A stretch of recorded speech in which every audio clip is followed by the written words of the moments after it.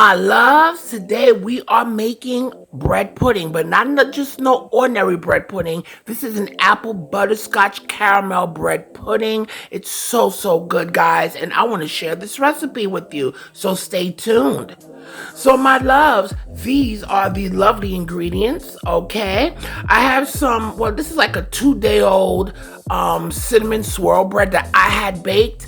But if you don't have that, you could use panettone. I like to use a wholesome bread. Okay, we have sugar, some chopped up apples. I have some butterscotch and caramel chips in here. Okay, the butterscotch ones are the ones I made, and the caramel chips, of course, I brought. Okay, mixed in there. We have some melted butter. We have eggs, of course. We have some sour cream.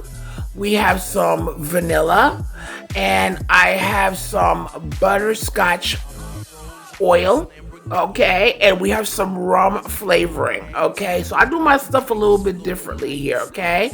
Now in the back here, I have some cinnamon. That's optional if you don't have cinnamon bread. So you can add that.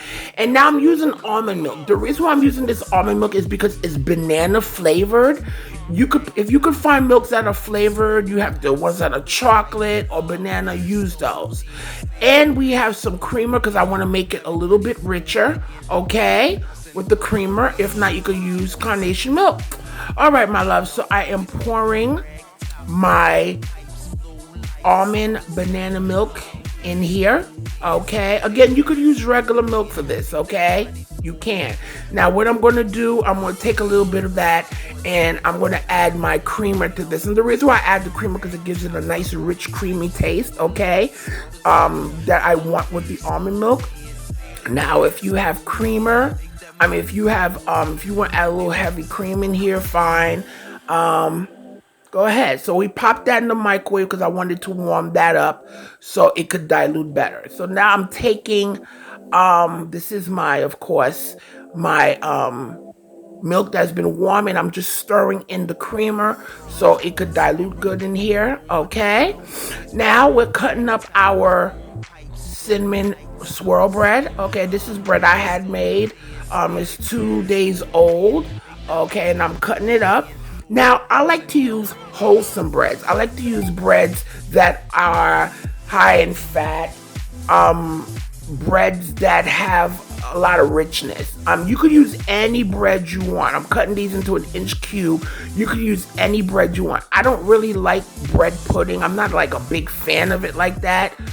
But I know how I like it. I like it with texture. I don't like when bread pudding looks like a big brick, like a one solid mass. I like to see texture, okay? And I like to use breads like you could use Italian bread. You could use Pannetone bread. You know, that one that comes in that nice box. You could use brioche. So those are the kinds of breads I love to use. But you could use regular sliced bread if you want, okay? All right, so I'm putting that in my 9x12 pan, and I'm getting ready to make my custard, okay, for this. And I am adding my milk, okay. I'm going to add in here too, guys. Well, I'm going to show y'all, okay. I just want to make sure I have enough milk in here to cover this. We're adding our eggs. And my loves, the ingredients are listed in the description box below. Okay?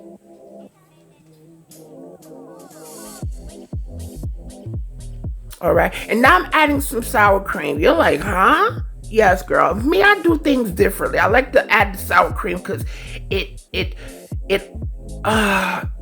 does add extra moisture, okay, and not only that, but it kind of offsets the sweetness a little bit for me, which I like, okay. So, but again, when you get this recipe, you want to change stuff around, you go ahead. Try my recipe first. You want to alter stuff, you go ahead. And now I'm adding a little bit of sugar. Now, I'm gonna give you a range for the amount of sugar you could add. I'm adding some melted butter. The reason why I'm putting the range in for you, because you may want it a little less sweet, because of course the bread that I made was sweet. The caramel chips and the butterscotch chips are sweet. Um, so you play with that range of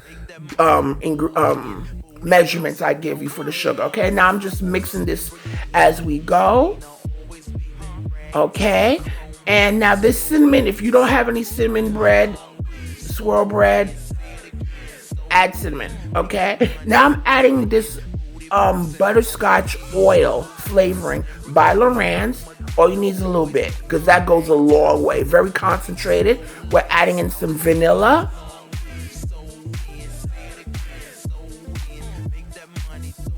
Okay, and now I'm adding in some rum. So there's a lot of flavors going up in here. Lots of different flavors going on in here. Okay, I'm mixing that in. And the banana flavor with the apple, I love it.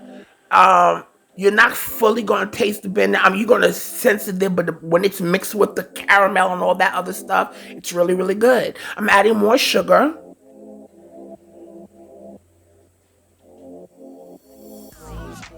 And guys, I didn't usually, know a lot of times I've seen that people make these like a rum sauce or like a nice vanilla custard sauce. I didn't do that.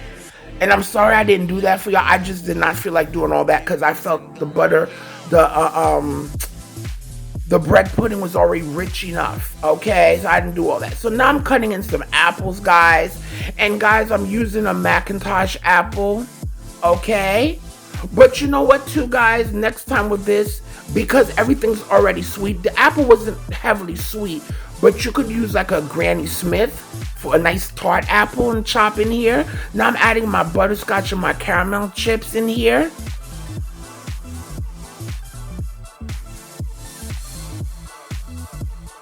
Okay, and I'm slightly tossing it in. Okay, because what happens is when those chips melt in there, you have these different pockets of the caramel and the butterscotch. It's amazing. It's amazing. Okay.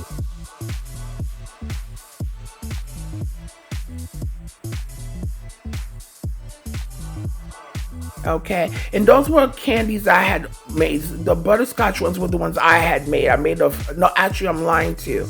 The caramel ones were the ones I had made.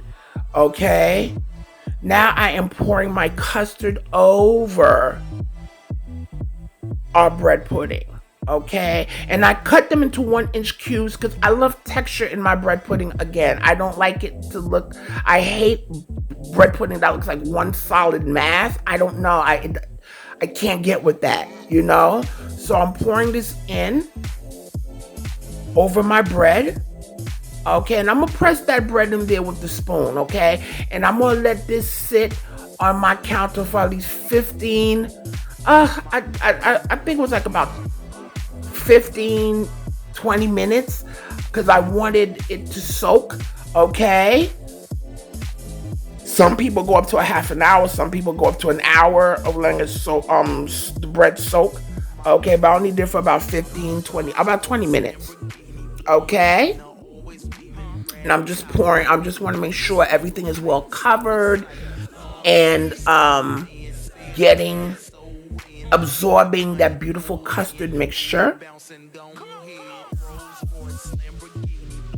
And I like to do variations of stuff. I'm adding some more of my butterscotch and caramel. I'm telling you, when these melt down, I think bread pudding is always best when it's warm. Okay, so now I'm gonna let this rest. Okay, all right, now we're gonna put this in a preheated 350-degree oven. I baked it for about an hour and 30 minutes. Okay, and here it goes, my loves. Look at that. Now, again, if you want to make any rum sauces or vanilla custard, go ahead. What I like about this is the texture. The top is nice and crispy. Okay, let it rest for at least 20 minutes before you start cutting into it. And here it is. You can see the texture, it doesn't look like one large block. And you can see the swirls of it looks like a zebra effect, right? Of the cinnamon swirl. But my love, I want you to try this. And I need you to do 3 things for me: eat, love, and pray. Until next time.